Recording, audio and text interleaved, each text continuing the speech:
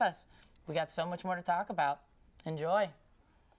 Today, when you have multiple devices at your fingertips, wouldn't it be great if you could run the software you need on all of them? Well, now you can. UCF Apps is a new and innovative way for you to access the applications that you need to get your coursework done from any PC, Mac, tablet, or smartphone. For more information or to give your input on UCF Apps, go to apps.ucf.edu. What are you waiting for? Start using UCF Apps today. Do you like sports? Do you like reading about sports? Then we got a sports blog just for you. Stay on my peripherals. That's not far.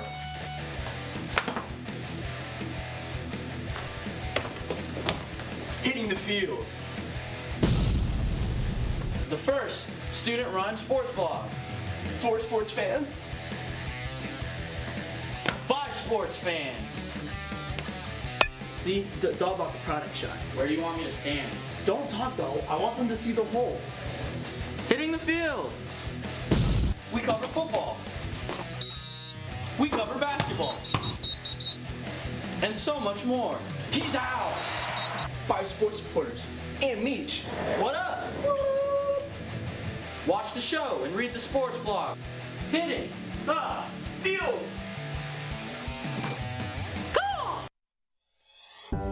Today, when you have multiple devices at your fingertips, wouldn't it be great if you could run the software you need on all of them? Well, now you can. UCF Apps is a new and innovative way for you to access the applications that you need to get your coursework done from any PC, Mac, tablet, or smartphone. For more information or to give your input on UCF Apps, go to apps.ucf.edu. What are you waiting for? Start using UCF Apps today. Welcome back to Hitting the Field, and now joining me on the set is Kyle Graham and Andre Rodriguez.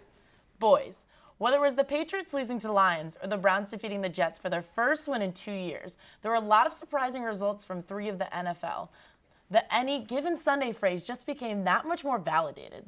So what do you guys think was the most surprising outcome from this week's action? Kyle. I think I'm going to go with the obvious choice, and it's the Buffalo Bills dominating the Minnesota Vikings. They came in with a 17-point spread, and this whole week I've heard tons of criticism about Vontae Davis retiring at halftime. Everyone wants to roast him and all that. Everyone wants to hate on Josh Allen, but guess what? He just dominated every part of the game against the Vikings. You know, he was unbelievable in that game. And not to brag, but I believe that they were going to win coming into the game. I was the only believer. Are you being biased right now? Maybe. I may be lying about that.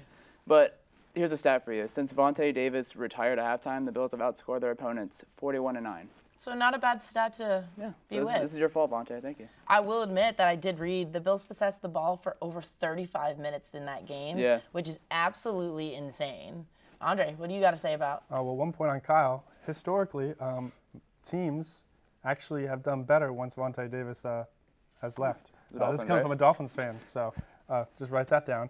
But my biggest surprise is, besides the obvious choice, which was the Browns, in my opinion, them finally getting a win. Going to go with the homer pick, the Dolphins. And yes, they haven't played anybody. I know. But even as a Dolphin fan, coming into this season, like, I wasn't even expecting to win 3 games. Like, the team, they lost Jarvis Landry, Jay Ajayi, Sue. The best players on their defense are old grandpas. You know, they don't really have anything going for them. For a homer saying that, that's a bold comment. Yeah, so, like, I didn't even expect 3 wins. I didn't even expect us to beat the Jets or the Raiders, you know, so I think they're the biggest surprise. And then also the Redskins also upsetting the Packers. That was pretty crazy. AP turning the clock back. Basically. He had a great game. All righty. We're about to enter Week 4 of the 2018 NFL season, and there's still no end in sight for Le'Veon Bell's trade for holding out for more money.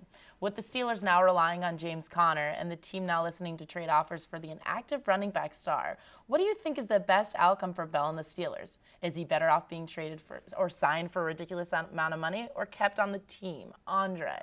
I was going to go with keeping on the team, but I changed that when I realized he kind of ruined his chemistry with the team. So it's better off if he gets traded. There was a chance that, you know, he could have done, the Steelers could have gone and done that, what the Saints do with Kamara and Mark Ingram. But once that chemistry was kind of messed up with the O-line calling him out and stuff, I think the only option you have here is trading him. You can't. It's going to be awkward. It's going to be awkward going back in that locker room, and those guys don't. I mean, I don't think they're going to purposely let him get hit, but they're not.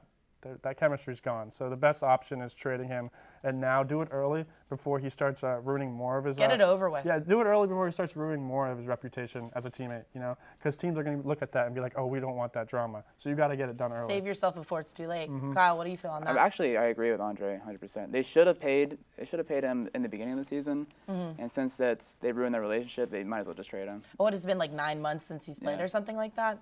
He hasn't played all this year, so and he played last year. I think we can all agree. We think he's trying to make some money, and at this point, he doesn't